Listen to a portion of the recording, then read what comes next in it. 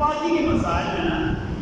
پاکی کے مسائل میں سب سے پہلے کون سے مسائل آتے ہیں؟ ہمارا ترتیب کیا، ہم جب بھی پاکی کے مسائل بیان کر رہے ہیں پہلے استنجا کے مسائل بیان کیے جا رہے ہیں،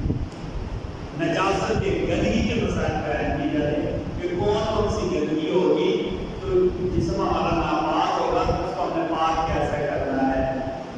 ایک مرتبہ مکہ کے کچھ بڑے بڑے کافر آئے، مکہ کے بڑے بڑے کافر آئے،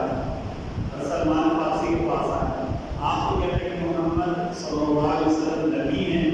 نبی تو بہت بڑی شخصیت ہوتا ہے، آگے سے ہنسنے لگے، اچھا آپ کے نبی تو استنجا کے طریقے کو بتاتے ہیں،